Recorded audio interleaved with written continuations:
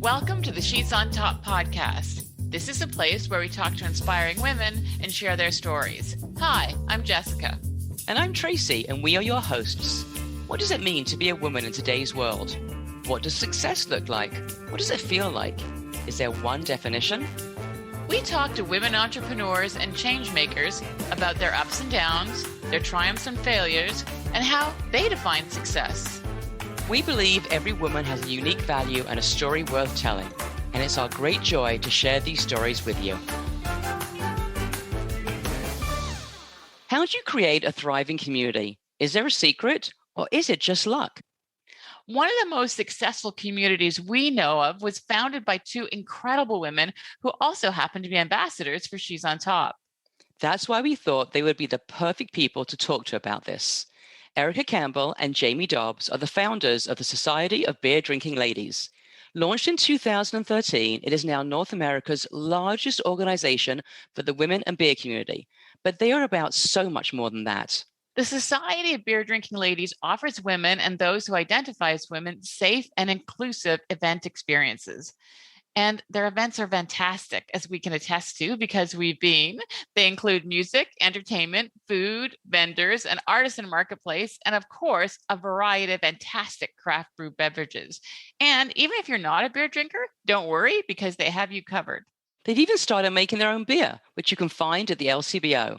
They have created a strong, thriving, and inclusive community in only a few years and have taken the success and poured it, pun intended, back into the greater community. It is our pleasure to introduce you to Erica Campbell and Jaime Dobbs. Hi, guys. Hi. So lovely to have both of you here. Yeah, it's so exciting because you guys have been ambassadors for so long, but we actually don't know that much about you in a weird way. We never had a deep chat. Yeah, thanks for having us. So we're going to start off, and we just like to. Can you tell us a little bit about how you both met and what you did before launching the Society of Beer Drinking Ladies? Erica, do you want to jump in on that one? For sure. Yeah, thanks for having me. Well, I went to teachers college. I did my master in education at McGill, and I really had always worked with kids and youth, and I thought that was my calling, my path. I loved it. And I actually took a job on a whim through Craigslist back in, I think, 2011 to work at Great Lakes Brewery at the Toronto Festival of Beer, that really big beer festival down by the water. And I'd never slung a pint before. I'd never worked in beer. I got my Smart Serve quickly and I tried it out and I loved it. It was so much fun. I love the camaraderie and everything. So that kind of just kept snowballing. And then I've been working in the beer industry ever since. And Jaime, how did we meet? We met because I was basically, I was on a leave from work and I was bartending at the Royal Winter Fair. And you came in and I was working for Black Oak and we met that way. And then I had this cupcake company called the Sassy Lamb and you had your canning company, Argyle Pantry. And we met up just to like hang out and talk, like, what can we do together? We just kept having these meetups where we'd be like, we both love beer, you make cupcakes, you can mustards, like, what can we do? And I think we did a beer dinner tasting kind of thing at the Only Cafe with the Barley's Angels. Right. We just kept trying to like make something happen. And then you brought in, I think, Jen Reinhardt, and we met. And then again, we kind of just kept trying to make something work. And eventually, some of us all got together and the Society of Beer Drinking Ladies was born. So explain what that is for people who are just don't know you guys. What is the Society of Beer Drinking Ladies? Well, it began as an event. So the five of us basically got together and said we want to have an event where women can get together and share their love of beer, basically. And it kind of spawned into many, many other things. So that took off really quickly. We started a Facebook and an Instagram and kind of got ourselves all set up and people reacted really, really well to it. And we're like, where has this been my whole life? And we sold out our first event, like in a heartbeat. We had to go legit and get get a permit and get beer lined up and Eventbrite and that kind of thing. And then since then, it's turned into a lot more. So it's really a community of women that can come together in a safe space and enjoy beer, but sort of support each other as well. I mean, Erica, you can kind of elaborate on all the different streams of that we've kind of launched in the last 7 years. Yeah, I was actually going to jump in and say, like, Erica, how has it changed, like, since you guys envisioned it? So I guess initially it was just like you were going to get together with a few friends and drink beer. So how has it changed over the last few years? Yeah, great question. For years we did these bevies, as Jamie was mentioning, where, it was 90, 100, 150 people, and we'd pop up in secret locations around Toronto the last Friday of every month. So we did that for a couple of years. And then we kept growing. We realized that these events were selling out in record speed, and we had our eye on Evergreen Brickworks. We had our eye on Witchwood Barns, and we started to really, keep going bigger. So we launched Lady Beer festivals where there was over 1,200 women. And I think you've been to at least one of our Lady Beer fests, right? Yeah. Amazing. Yeah. Oh, we have a great photo of you too. Yeah, I remember that. And then, naturally it made sense for us to be brewing. Jamie and I both work full time at breweries, and a lot of breweries were reaching out saying, hey, we'd love to partner. We'd love to collaborate. So we brew quite a bit of beer. And that continued to spawn into a full-time LCBO listing, which we now have with Henderson. So we don't own a brewery, but we license our brand and have a partnership with Henderson Brewery in West Toronto. So that's been going really well. So lots of brewing. We're all over Ontario with that beer. And that's been really cool to grow our community, because we have our beer listed in, Tavistock and Sarnia and Niagara Falls and small town Ontario spots. And it's great because we can really build our community that way too. So, anybody listening to this, they're going to be so jealous, because it feels like you started, it exploded, it took off, everybody came to the events, you created a beer. Have you guys had any struggles? Is there any part that's been challenging, or is the fact that it's taken off been struggling? I'm curious. Maybe Jamie, you can answer that. It's a lot of work. We'll say that for sure. And we used to be 5 co-founders, and now it's just Erica and I running it. So we've gone through some definite transitions and growth the last 7 years. 5 people trying to make plans it's a lot to coordinate. So that's definitely a change. Obviously COVID has thrown a wrench in our plans, like it has everybody's plans. So as we were event-based, we obviously aren't doing our events anymore, although we are finally going to launch our first online beer festival. And then we also launched mystery boxes as a way to kind of keep in touch with our community while we can't be having our events. So it's basically like a curation that we make of goods from our vendors, our artisan vendors, and from breweries around Ontario. And you can order it and it ships to your house and kind of have like a little party in a box. Yeah, that's amazing. Yeah.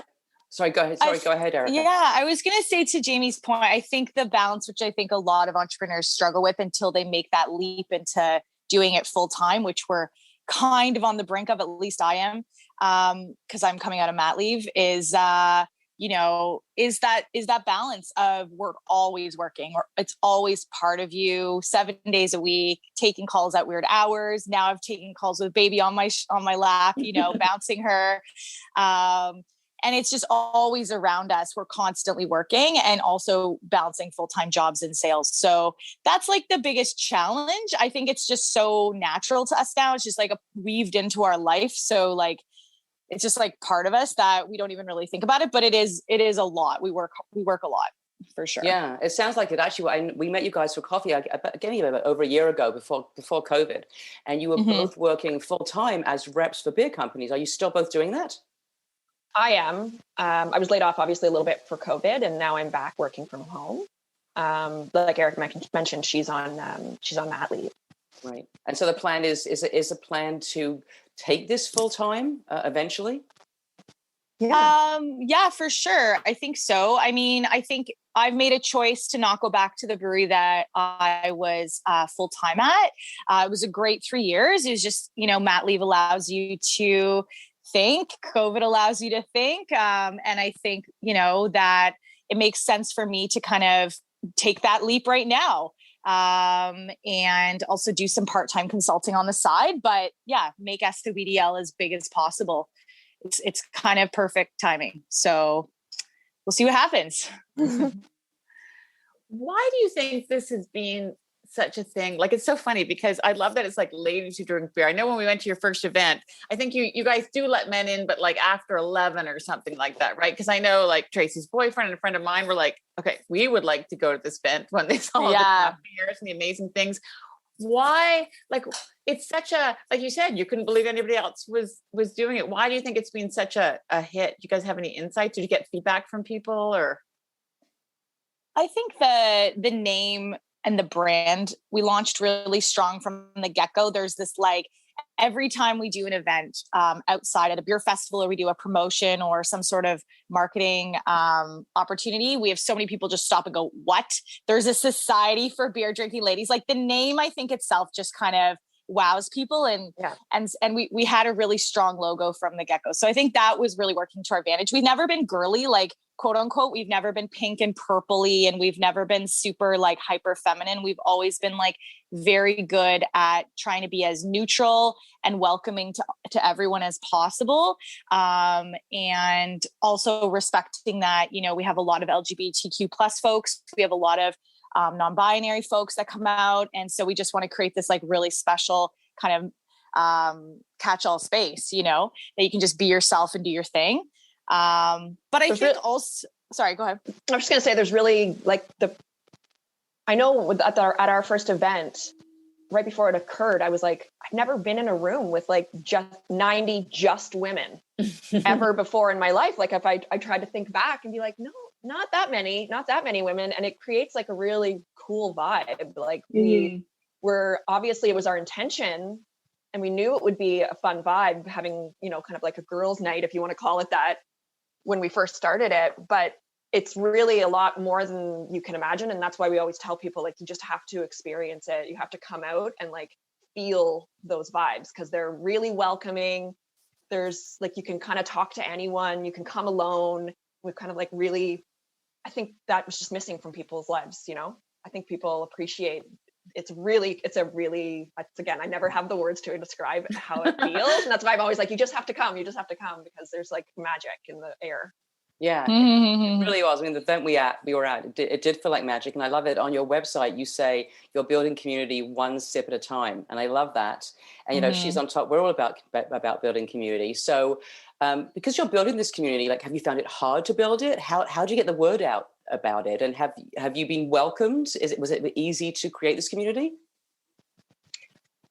Go ahead, Jamie. I was gonna say we've definitely had our pushback but it's pretty rare. Like most people are pretty welcoming, including men. It's probably like every single event we have, there's probably one person that came to the door, or like maybe showed up and didn't know that.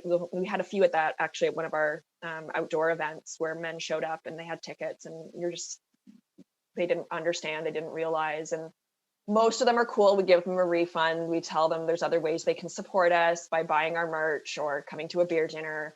We do have stuff that's open to men as well. But other than that, and then you get like the very, very occasional bad reaction from someone. It's never turned into anything dangerous or anything like that. And otherwise, yeah, I would say like everyone's very welcoming and very intrigued and excited. And to Erica's point before about, you know, the brand, I was just wearing my t-shirt the other day to a brewery, and these two ladies, I think they were janitors at the Toronto School Board. And they were like, what? I love your shirt. And I'm like, thanks. It's actually a real thing. You can go to Ladies Drink Beer and you can buy it and like go to they're like, what? It's a thing. It's more than a t-shirt. They were losing that. They're like, I'm going to it right now. What's the website? And they were logging on and they were like, oh my God, look at this. They have a beer. They were just losing it about the whole thing. So I think most people are pretty excited and welcome. Wow. Yeah. That's a testimony to the power of merchandise, isn't it? Yeah, we're walking billboards. And I think too, like Jamie and I, again, as owners, we're like so in it. Like it's hard for us sometimes to see the sparkle, to get super excited, because we're like, in the accounting of it and in the legal aspects of it and in the slog of the finances. And so it's so special to go to a brewery or to see somebody down the street on the Danforth, like wearing your hat, and you're like, oh, okay, cool. Or like, or just seeing all the social media love, like so many people post and tag us. And it's great to see that. Yeah. Okay, cool. We have build a community, and it's been hard over the last year. Like we haven't been able to see people in person, and, you know, questioning like when we can do events, like, are they going to have the same excitement? Are they going to have the same popularity? Or are they going to kind of fade away because people have forgotten about us? But I think we'll be okay. I think it'll just look a little different. We joke about, you know, that first event back, we're all going to be like just so excited and just hugging each other, crying, and, you know, it'll be pretty special. Are you a woman entrepreneur looking to grow your business? Would you benefit from being connected with a highly engaged group of women entrepreneurs invested in your success? Then we'd love you to join our community. Here you can collaborate, network, cross-promote, and feel supported, whether it's a free expert workshop or one of our fun events like our monthly hikes. You can find all the details on membership in the notes, or you can go to our website at she'sontop.com. You know, it's funny. I don't think people forget about you. I think we're all like waiting for events. I think it's going to be like you said, it'll be like you'll be flooded, because I think everybody is just kind of holding that space, and we definitely need community more than ever. It's like, I wanted to talk to you too a bit more about your products. Had the idea always been for you guys to create a beer and, you know, create products? And it's like, how did you decide on a flavor? What are your guys like, you know, how did that process? I'm fascinated from, you know, because you guys work in the industry. When you wanted to create a product, what did you want it to taste like? Something that we like drinking. Yeah, something we like drinking. I think, you know, we have kind of like two different tiers of brewing. We have like the beer that goes into the LCBO, like the big time beer. And that beer, obviously, we want the liquid to taste amazing, but we also kind of respond to marketing trends and current trends at the time. So unfortunately with the LCBO, you might not want to brew exactly the beer that you might want to brew. You also have to just kind of think about what's the beer that's going to sell on the shelf the most, you know, and it's kind of a balance. Like obviously the beer on the shelf right now is our hibiscus pale ale. It's so good. And I want to drink it all summer, but maybe that like smoked lavender, peach, something, I don't know. It might not have the same like sellability. So that's just kind of what we factor in with LCBO. But then with our little small batches with breweries, we go crazy and we do all sorts of stuff. We have a horchata beer coming out with People's Pint Brewery. So like a Mexican rice drink beer and just all sorts of experimentation. So we have a spruce beer coming out too with Kensington Brewery, lots of cool stuff. So yeah, Jamie, I don't know. We just throw out ideas with the brew team at the breweries and we just like decide on a couple styles, try other breweries. Yeah. Like we're always like, checking out what other breweries are doing and seeing what's up, seeing where there's gaps in the market for sure. And then also with LCBO, you know, you do have to like consider it sitting on the shelf for a couple months. So what beers will be good for that? And what beers might not taste good after even a month and might not make a lot of sense to brew. So there's a bunch of factors that go into retail for sure. That's so interesting. It seems like, you know, such an interesting learning curve. And also, you know, you guys are now like full-on entrepreneurs, right? So, you know, originally you were working for beer companies and now you're entrepreneurs. You put on events. What was the learning curve like for you? Had you put on events before? Was it difficult? How did you go about doing that, figuring all that out? Jamie, do you want to answer that question? Yeah, I mean, when I was running my little cupcake company, I had sort of a side company on that company that was called Party. It was like the idea was party outfitting. So I've always just personally loved throwing parties. I did a lot of cottage parties and themed parties and dressed up parties and when I was younger. So it's always kind of been an interest of mine, but I never professionally was like a party planner or a party outfitter. I don't know. I mean, I feel like we fell into it pretty like, it was pretty fluid. The first event went off pretty well. We all communicate a lot. I don't know if it's because we're women or not, but we all communicate a lot. We have a huge attention to detail. I think between Erica and I, like, Erica's very much big picture and I'm very much like detail oriented. So maybe just the combination of us kind of covers all the bases. And then we have like a really good team. But I feel like right from the start, we kind of definitely had our hiccups throughout the process, and we've learned and we've grown and we've like corrected. Mm-hmm. But I feel like it went pretty well even from the beginning.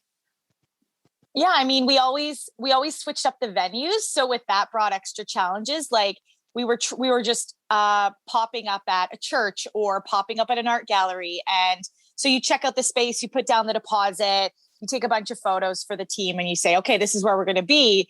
But there's that element of surprise when you're setting up day of, where the toilet doesn't flush, or the guy that's responsible for the event venue is kind of an asshole, or, half the beer doesn't show up, or the porta potties don't show up. Like we have gone through like everything that you could go through. We ran out of beer at 10:30 at night, one event, which is the one thing we shouldn't do as the Society of Beer Drinking Ladies. So also the one thing that we should do, because that's true. Yeah. So I remember that I was obviously sober running the event, and got into the car, drove to the junction. We were in Regent Park, drove across the city to a brewery like 10:55 at night. They were closed at 11, and grabbed a couple kegs, zoomed back, ran the kegs up the stairs to thunderous applause. So, I mean, we definitely know how to crisis manage too. And we've definitely, we've had AGCO inspectors show up, which is terrifying, but we've always, covered our bases. And what's a GCO inspector? Oh, sorry. AGCO, like the liquor control, the gaming, liquor. The Alcohol and Gaming Commission of Ontario. You can tell that's my part of the business. Part I handle. The guy that makes sure that everything's good, Yeah. That guy. Usually they're so intrigued by what the hell we're up to and who we are and what we are, that they're kind of blinded as far as what their job is to inspect. So they're just like, what is this? What? I'm just going to walk around and check this out. I'm like, cool. Society of Beer Drinking Ladies. Whoa. Yeah. Well, hopefully you'll be able to do one of your events soon, but we haven't really described, for somebody who hasn't been, maybe Jamie, you can answer this, like what happens at an event, because yes, you have beer, but you have vendors and acrobats and comedians and music. Can you describe, like, for somebody who hasn't been there before, what it's like? Yeah. So I'll start with the bevy, because that's kind of where we started. So a bevy is kind of a smaller version of our beer festival, and it's just the name that we gave our events. So a bevy would be how it's transitioned, how it's developed now, is that most of the time a brewery or two would take over our event, and they would kind of bring all of the beer for that event, and then we would hire 1 to 2 probably food vendors to pop up and feed all the ladies, and then we often now do a small artisan market. That is basically some cool lady vendors that sell some interesting products, and they'll pop up their little shop, and there'll be a little shopping area for the guests. And that sort of spawned from the Lady Beer Fest, because originally the bevy was just food and beer, basically. So a Lady Beer Fest, that's where you get into the comedians and the stage, and there's yoga, and there's fire eating, and someone on the spot writing poetry for $5, and basically there was like bell. What were they, Erica? Like bell? Oh, bell ringers that did songs with bells. Performances, yeah. So they sang or they didn't sing. They like played songs with bells, like you would recognize, like Britney Spears or something, but with bells. So there's been a wide range of acts and performers, and artisans and vendors. But yeah, that's kind of, it's a lot. I don't know if you want to elaborate at all, Erica? Anything I forgot? Yeah, it's, the fest is like this really exciting, almost carnival. Like it's full. We get a ton of requests on our info@ladiesdrinkbeer.com from a wide variety of women. Like, I'm a double Dutch skipper. I sell lollipops. I don't know. We just get so many cool requests. So I think we just kept getting these in our inbox, and we said, what can we do how do we bring all these amazing, interesting people together to form an event and make it really not about beer? We want women that typically drink wine or cider or kombucha. We want to make sure it's welcoming for people that don't drink, or they're pregnant, or they're driving, and it's just really almost a women festival. I don't know if you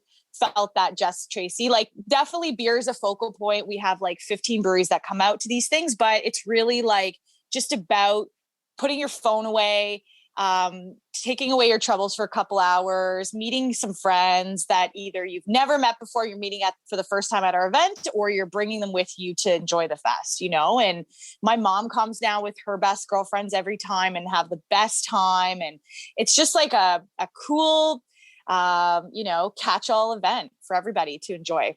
Yeah, I was going to say, just quick, I don't drink beer, but I watched a comedian, jugglers, came out with a hat. We bought stuff, didn't we, Trace? I was going to say, I'm also not a beer drinker, but we had so much fun, and we had planned on just like sticking around for an hour, and then we wanted to stay longer because it was so much fun. And I love the double Dutch skippers, and it was amazing. And so, Jessica and I are really totally in awe of you, because you've created something so incredible. You've actually, your two friends, you've created like this safe space for women to come together, this amazing, this festival of people celebrating each other, which is incredible. And what we like to ask people that we talk to is how they define success. So on the outside, you look incredibly successful. We believe you are, but how would each one of you define success, especially in terms of what you guys are doing right now with the Beer Ladies drinking festivals? Jaime, I'll start with you. Yeah, that's a hard question and a good question.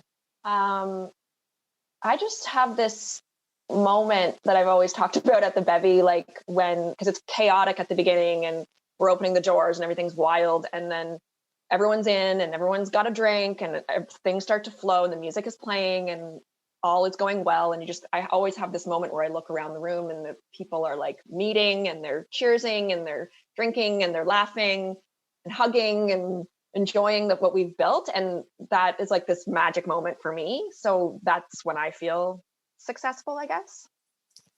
I love that. Erica? I think for me, I've started thinking about it differently now that I have a kid, making sure that success for me is really being present, being around, being an awesome mom. And so I think, finding that balance with the company is really important for me. And also that we stay really true to what we believe in, like we wouldn't, I think we know our brand so well that we know what to say no to now, and we know what to say yes to. And we've really kind of turned into an organization that's also like quite a bit activist driven as well. And I feel like keeping those values true as we grow is really important for us. That for me would be success for sure. That's beautiful. I love, we didn't even talk about all that, how well you guys have built the give back into what you do, which is amazing. So if you've done really well and you're obviously really enjoying it. So do you have, if you had to give another woman or a couple of women who wanted to start their own community, what would you tell them if you were going to, mentor somebody? Do you have some advice? Maybe we'll start with you, Jaime. That's hard too. Oh my goodness. I might have to go to Erica because I don't know. I was going to sort of elaborate. I was going to elaborate on like what Erica was saying before. Something that also sort of success to me is that Erica and I think we're pretty different. We're also very similar, but I think we are very different. And so it's success to me also would be us working together so well to the point now where we kind of joke that we have the same brain, that we're just sharing one brain. So I don't know if that can translate into some kind of advice for someone who's starting something for themselves. But yeah, I don't quite have it in words yet. More just like working with someone and listening and just like truly trying to work together. It does help to have a partner bounce ideas off of and like just brainstorm. And that's my quick answer. Yeah, I think there's an element where you just have to do it. I think that we always had rough plans. We always generally know where we're going. Maybe that's to a fault. We need to tighten things up and get really organized. But I feel like, we're constantly communicating and we're constantly working together. And I think that that's kind of been successful for us, just like taking it slow and building it the way that we want, and knowing that, we're not great accountants and we're not, sorry, I guess to that point, asking for help. We have a lot of people in our world that we work with. We just paid Nicole Hines last week. She owns Sweetgrass Brewery, consulting for an hour to be like, how do we get to this next level? What do we do? And she answered all of our questions and was amazing. And, I think that it's important to be humble and to be okay with what you don't know, and to bring in people that know those things, and know that your time is precious. I'm really good at selling things. I'm really good at partnerships. I'm really good at visioning and big picture, but I'm really not good at a lot of other things. So let's bring in those people to help us out and grow the company. And so, yeah, we have a good team that we manage. And I think that's definitely helpful. It allows me to clear my brain and do what I'm good at. And same with Jaime. Yeah. And as corny as this sounds, like, to believe in yourself, because like I have depression and anxiety, and it can kind of make you not believe in yourself, like not like second guess yourself. And it helps obviously to have someone like Erica. She's like eternally optimistic, telling you like, don't think like that. You're great. You're awesome. But it's like, you have to get it for yourself as well. So yeah, it's kind of corny, but you have to kind of believe in yourself. And like she said, just jump in and do it, and fail a little bit and recover and try again, do it again, keep doing it. Mm-hmm. That's amazing. Go ahead. It doesn't sound corny at all. I can so relate. I know Jessica can so relate. I mean, having a partnership with somebody that you trust, and Jessica and I are so different, but also sometimes the same words come out of our mouths at the same time. It's crazy. And just doing and just believing in what you're doing. I mean, what you guys have created is just incredible. So I guess, sort of to wrap things up, and ask each one of you separately, where do you see the Society of Beer Drinking Ladies going? Like, what are next steps? Maybe we'll start with Erica this time. Jaime, are you okay if I say things? Totally. I'm going to say things. Great. There's lots going on. So number one is we have a cider coming out now in the LCBO. It's going to be a dry hop cider. So kind of connecting our beer brand with our cider community. So look out for that. And we're working on a physical space in Toronto actually too, for opening hopefully in the fall. So that'll be kind of to our brand, a community hub that's going to feature food and obviously a beer liquor shop, and hopefully some taps where people can enjoy some beers, maybe a mini space to hold our events, like some small events, and a little like shop where we sell our swag and we sell artisan vendor women's merchandise. So we have some cool ideas for that are coming down the pipeline as well. And we also launched an Inclusivity Committee, and that's pretty special for us. It was a couple months in the making. It kind of spawned off of the whole Black Lives Matter movement, and it really pushed us to recognize that we could be doing a lot more to be inclusive.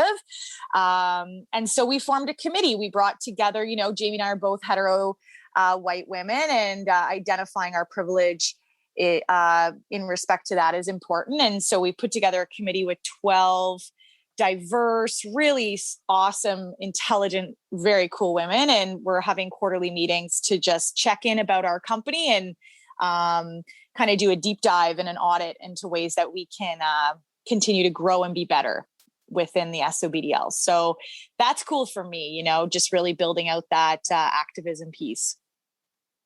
Beautiful. Yeah. I have nothing to add to that. That was perfect.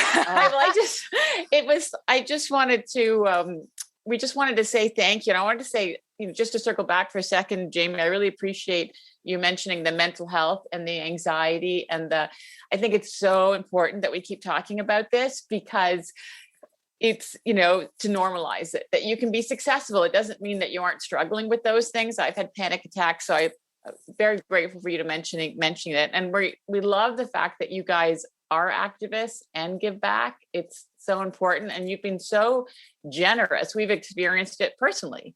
You didn't even hesitate when we first connected with you, and you supported our content. So thank you so much for that, because you guys are really leading by example. And Tracy and I are so grateful to be connected with you. Truthfully, and we'll put in the show notes links to you. I guess the best place to connect with you guys is on your website.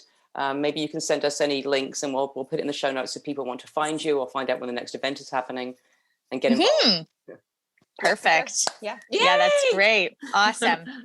For those that don't check the notes, it's ladiesdrinkbeer.com. Perfect. Sounds great. Well, thank you so much, ladies. And we look forward to coming in person to your next event. We look forward to that too. Can't wait to hug you. And again, just on a side note, it's been so great to see She's on Top grow. And I love listening to your podcast. It's so well done. And I've listened to every episode religiously now. So good job. Thank you. Thanks so much. No worries. Ladies. Bye. If you enjoyed this podcast, we'd be grateful if you'd take a moment to rate it and write a quick review, because that helps us get found. And of course, we'd love it if you subscribe. To learn more about us and our amazing community, go to our website and sign up for our newsletter. And you can also follow us on Instagram at she's_on_top. Thanks for listening.